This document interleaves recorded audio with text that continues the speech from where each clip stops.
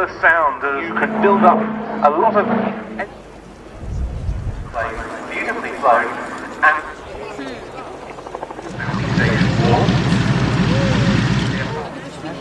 there you go.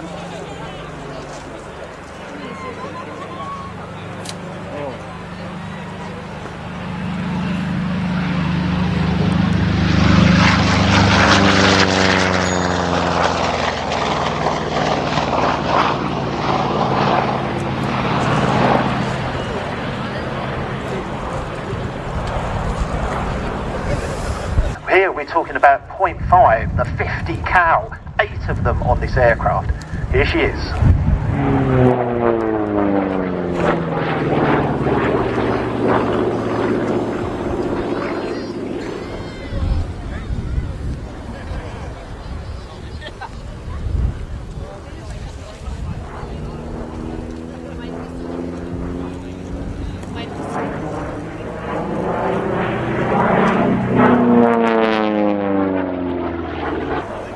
What a fabulous sound as the 2,300 horsepower Pratt & Whitney double Wasp radial engine is really wound up in a dive and showing us here something of one of the attributes that made this such an outstanding aeroplane, namely the fact that because it's so big and so heavy, it was an aeroplane that you could build up a lot of energy in a dive.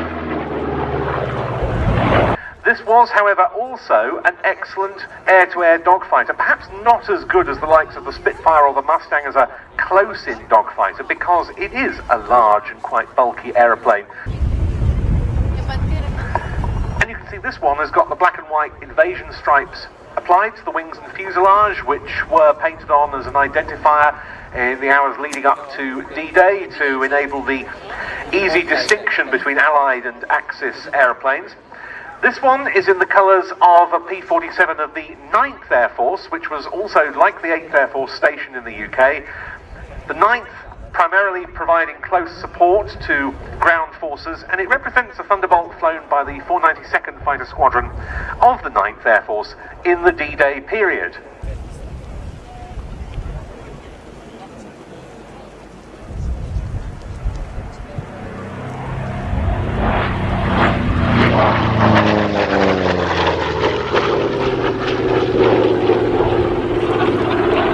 This aircraft was capable of taking a tremendous amount of damage and still make it back home. Some amazing pictures from the Second World War of aircraft that did make it home where there's more holes than airframe. And of course one of the things that helped that was the double Wasp engine.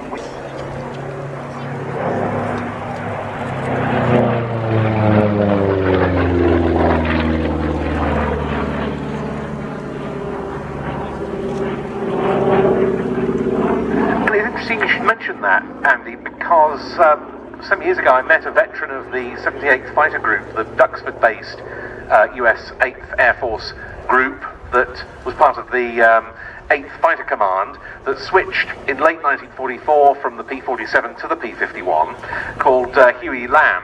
And he said they were not keen to switch from the P-47 to the P-51 for that very reason. They thought the P-51 would be badly affected by battle damage.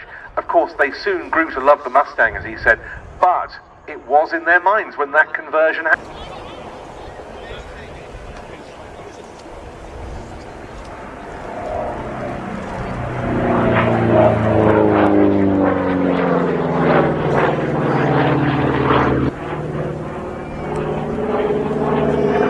That dreaded little plume of white smoke behind the aircraft, which was the coolant leaking away, and that could come about by one single round. A rifle bullet from the ground fired into the air happens to hit some of the pipework, just like your radiator on the car.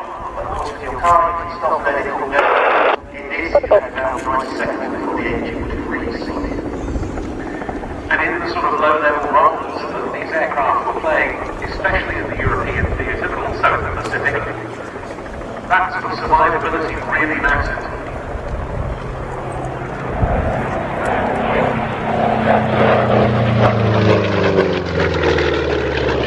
Thunderbolt is reversing for last pass. Thunderbolt. Final pass then. To break into the left-hand circle runway 24. Coming up, the aircraft will be landing back on afterwards though. An aeroplane we've not seen here for a few years. It did come in for static display at our big RAF 100 show in 2018. At that point, this aeroplane had only just rejoined the British Air Show circuit. It was a stalwart for many years in the ownership of the Fighter Collection at Duxford. It was then sold to the USA.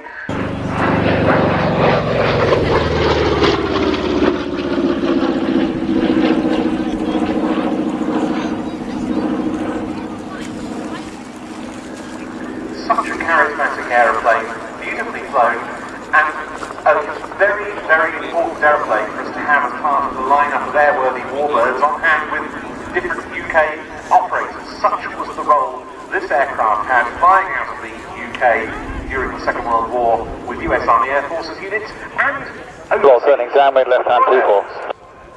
Thunderbolt with 28008 knots. May look like a but believe me, those who fly it say it's a real pussycat, lovely handling, and you easily see why that's such a successful fighter. And certainly an aircraft that went better downhill than up. Yes, you could say that, but once you've got it wound up, as I said, Andy, though, you know, you could climb away very, very effectively. And of course, in the escort role, that is so important. We're not talking about Battle of Britain type scrambles here. We are talking about being at altitude, supporting bombers, both on their way to and on their way back from the target. And how great that the aircraft's operating from here. So the display's not over. Well, unfortunately, we don't get too many landings here at Cosford because of the size of the runway. So this is a really lovely sight. It is, especially against such a nice verdant backdrop as the one we have here. This aeroplane is, as I said, in the colours of an aircraft of the 492nd Fighter Squadron of the wartime US 9th Air Force, and it's named Nellie B. That squadron was stationed at Ibsley in Hampshire in the New Forest. During the D-Day period, it bombed bridges behind the Normandy beachhead on the 6th of June 1944 itself. It also played a major part in missions to liberate the Netherlands and flew from several bases in newly liberated Europe, advancing as the Allied frontline forces did. And that unit, the 492nd Fighter Squadron, still in existence today at RAF Lakenheath in Suffolk, flying the F-15E Strike Eagle with the modern US Air Force. And this P-47 has been an honoured guest at Lakenheath on several occasions for heritage events staged there, providing that vital connection between the past and the present of American forces here in Britain.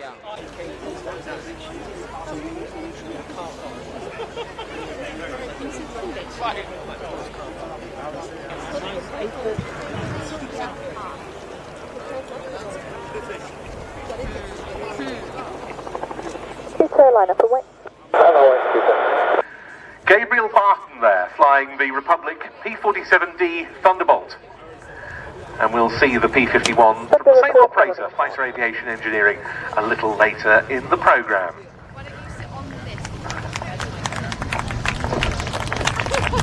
So, just looking ahead to what we have planned for the next hour or so. The next display is due to be one of the additions to the flight programme. In fact, I can see it just taxiing out to the runway now, right to the left-hand side. That's the tutor, I think, that's going to take off first. And then he's going to disappear to the hold and come back to the display for us after the next item, which will be the Thunderbolt. Thunderbolt, runway vacated. Very welcome addition to the flight programme. Then follow on with the tutor, it'll take us up to the hour, and then start at 1 o'clock. We'll step up the pace. P-7004, not support established in a low-level hold. Support established, low-level hold, tutor. Pair of chipmunks, together they are a vintage pair, and head towards 2 o'clock, retreat into another late addition to the flying programme, a short but very sweet and loud exhibition from the F-35B Lightning II.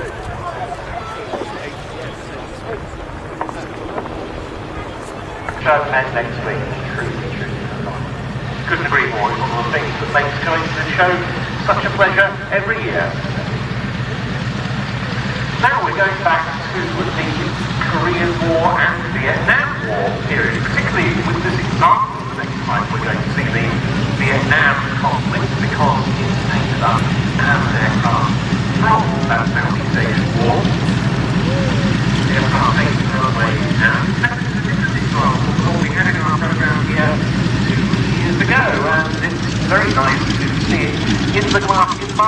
of the South Vietnamese Air Force, not the colour scheme you see very often on display aircraft here in the UK, and it carries with it, through that colour scheme, a really interesting story. So, taking the runway and about to get airborne, I should think, in very short order, that being one of this type's most outstanding attributes.